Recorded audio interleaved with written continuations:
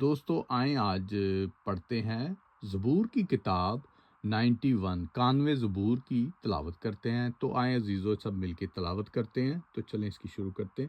جو حق تعالیٰ کے پردے میں رہتا ہے وہ قادر مطلب کے سائے میں سکونت کرے گا۔ میں خدا کے بارے میں کہوں گا وہی میری پناہ اور میرا گڑھ ہے۔ وہ میرا خدا ہے جس پہ میرا توکل ہے، کیونکہ وہ تجھے سیاد کے پھندوں سے اور مہلت وبا سے چھڑائے گا۔ وہ تجھے اپنے پروں سے چھپا لے گا اور تجھے اس کے بازوؤں کے نیچے پناہ ملے گی۔ اس کی سچائی ڈھال اور سپر ہے۔ تو نہ رات کی ہیبت سے ڈرے گا، نہ دن کو اڑنے والے تیر سے، نہ اس وبا سے جو اندھیرے میں چلتی ہے، نہ اس ہلاکت سے جو دوپہر کو ویران کرتی ہے۔ تیرے آس پاس 1000 گر جائیں گے اور تیرے دائنے ہاتھ کی طرف 10,000، لیکن وہ تیرے نزدیک نہ آئے گی۔ لیکن تو اپنی آنکھوں سے نگاہ کرے گا اور شریروں کے انجام کو دیکھے گا۔ پر تو اے خداوند میری پناہ ہے، تو نے حق تعالیٰ کو اپنا مسکن بنا لیا ہے۔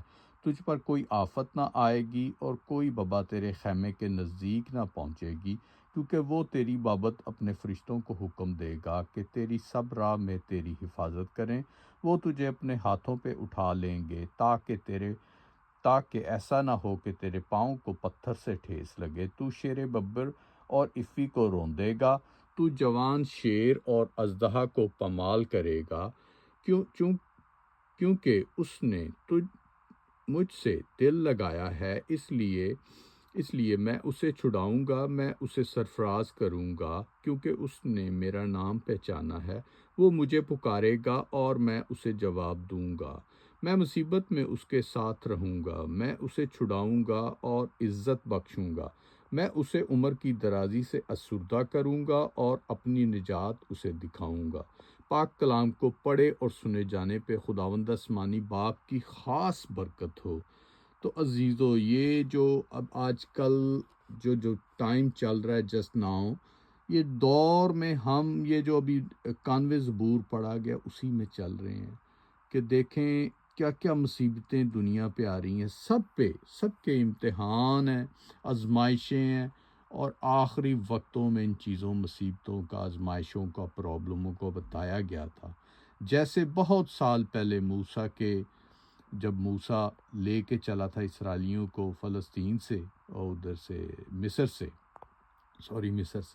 اور کیا کیا ہوا، سمندر کو دو کیا گیا، اس سے پہلے بہت سی آفتیں آئیں۔ تو دیکھیں دوستو، خدا نکالنے والا ہے، آفتیں آتی ہیں، پرابلمیں آتی ہیں، بائبل میں ان سب کا لکھا گیا، اور اسی طرح بائبل میں لکھا گیا یہ جو آخری میں کام ہو رہے ہیں جو قیامت سے پہلے، کہ جنگیں، پرابلمیں اور مختلف چیزوں کا ہونا آپ کی آنکھوں کے سامنے ہو رہا ہے۔